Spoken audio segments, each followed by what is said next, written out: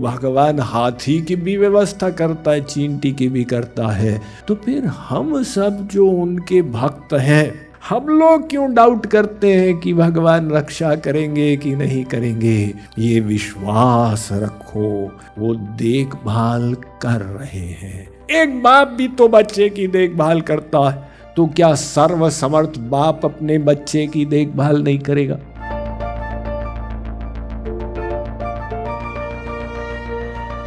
भगवान तो विश्वंभर है, सबकी रक्षा करते हैं। ये सब प्राणी है ना, आप देखिए ये पक्षी जो है ये अपनी कोई खेती नहीं करते, इनके पास गोडाउन भी नहीं होता है कि साल भर का स्टोर करके रखें, किंतु भगवान प्रत्येक पक्षी की देखभाल करते हैं, प्रत्येक चींटी की भी करते हैं।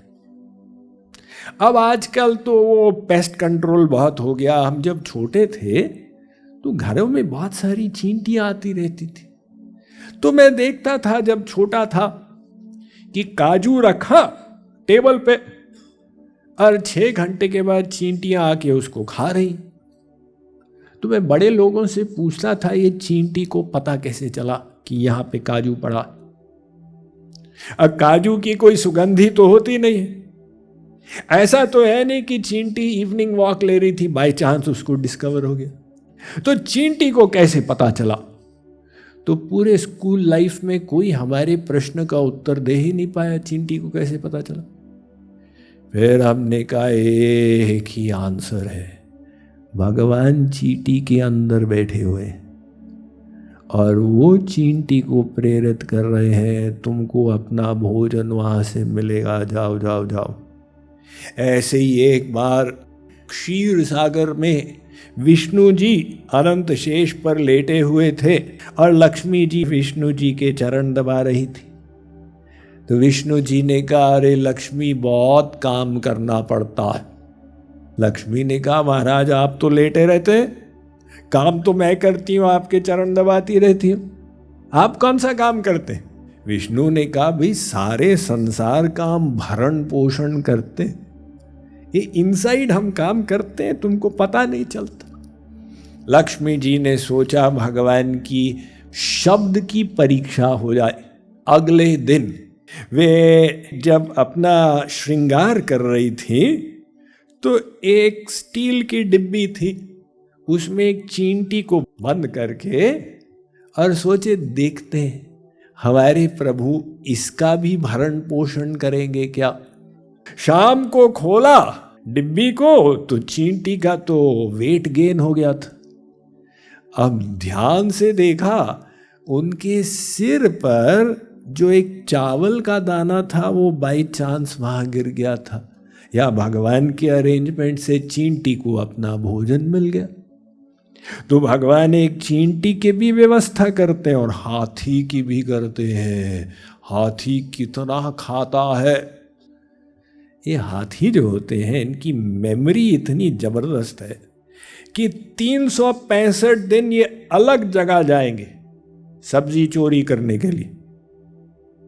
अगर एक जगह 2 बार आए तो फिर वो सब गांववासी तैयार रहेंगे। तो भगवान ने उनको ऐसी मेमोरी दी कि वो 365 डेज अलग अलग जगह जाके डाका डालते।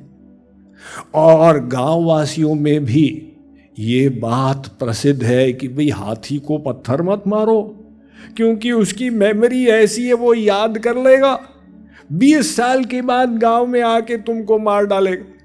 वरना तो इतना बड़ा टारगेट है ना, जैसे वो आए तो लोग पत्थर मारने लग जाए।